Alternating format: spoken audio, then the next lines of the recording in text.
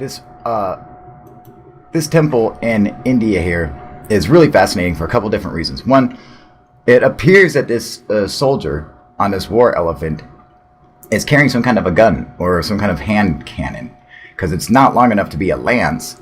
So it looks like he's like firing something. Now look at the helmet to protect the elephant, like this giant metal fucking, almost looks like a alien head, doesn't it?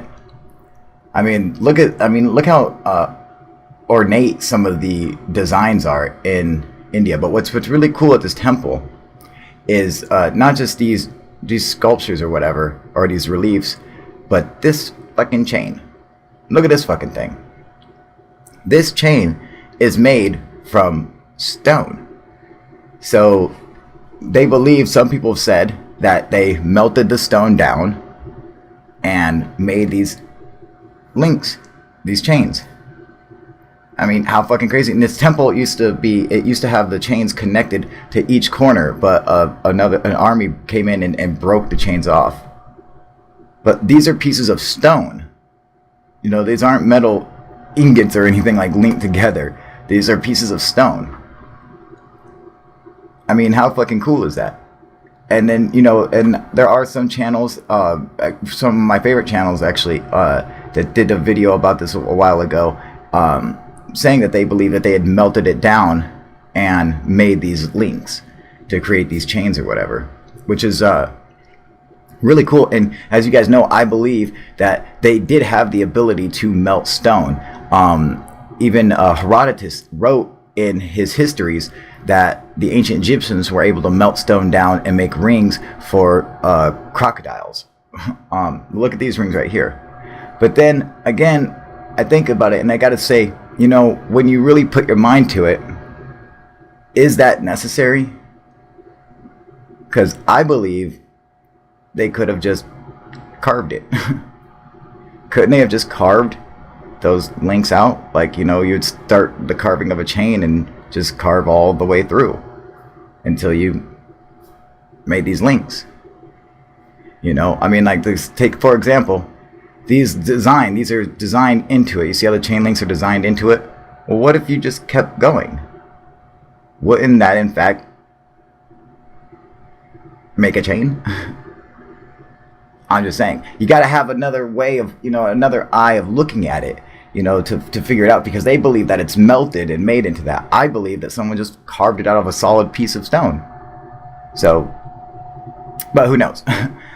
Anyway, this is at that same temple, and look how ornate all the design is. I mean, like, you know, people don't talk about how ancient India is, you know, their megalithic construction, but these are all megalithic constructions, but they're so beautifully crafted that people forget that these are made of giant megalithic pieces of stone. Like this, for example, right here. This, you know, this was in the process of being done, and when it was stopped, and you could see the rock that it's still carved from. This was a giant fucking rock, a giant piece of megalithic stone, and they're carving a beautiful temple right out of it. And I believe most of their temples were carved like this, where they would just find a giant piece of stone and carve it all the way through. Look at this. This would have been a giant single block, which it is. It's one big piece. And then they carved all that through. So we talk about how amazing it is that the ancients could lift and move megalithic stones, but look at the pain and technique it would take to do something like that. And this is another thing that's interesting. One of their temples shows giant stone wheels, and it brings to mind that, look at these, with even elephants on the end of it, and look how big the wheels are compared to the elephants, that they could have been building giant megalithic stones, and they would carve out everything, and even carve a cart with the stone on top of it, and then just, you know, carve the wheels out of it, and then just move it to place and set it down, and then they would carve away the wheels and stuff. Is that a possibility? You know, to move megalithic stones and to use giant stone wheels? Why not? Look at this wheel in Peru. There's even an axle right there to fit inside of it. And there's no way you're going to use like a grain. That's not going to be like a grain meal. Now look at this. Now look at this guy right here. Look what's over his head.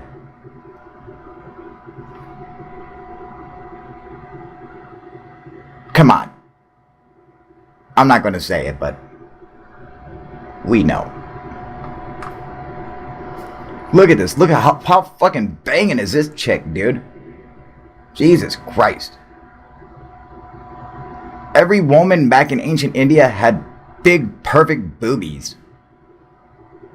So this chick's hand is a little weird, but man, with those awesome titties, who gives a shit? Look how hard that would have been to carve this out. This is carved from a single piece of stone. Look how difficult that must have been. Another picture of the wheel. Look. Oh, this dude's definitely a fucking alien. Come on, look at this guy. Look at this stuff, dude. Amazing stuff, man.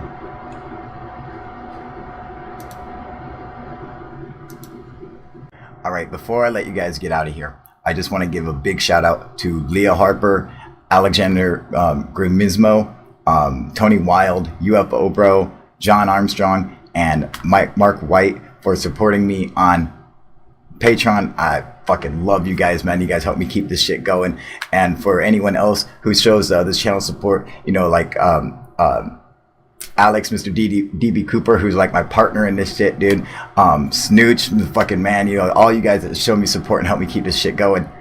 You guys are the best, man. You fucking rock, alright? Also, before I go, my live streams, I will be keeping them down to just a few people at a time because it does seem to get too hectic with so many people on there. And I will have special times where it's, you know, we have everybody join in, but for the most part, I want to try to keep it to just a few people so we can actually hear what's going on and have a sense of everything that's happening. All my patrons will have full access to all my hangouts anytime. They can come and join, man. That's your prize for coming and supporting UFO Proof. I will be selling my original UFO Proof gear that I wore on the show. People keep asking me for stuff. They keep asking me for shirts and want me to sign them and stuff. And I don't make the shirts, so I'm not even there to sign them, you know. But I did think of a one way to do it, which is I have a ton of UFO Proof merchandise, and I will be leaving it up during my live streams. And if you want it, just come onto the live stream and say, hey, I want to buy that. And I will take it down and I will sign it.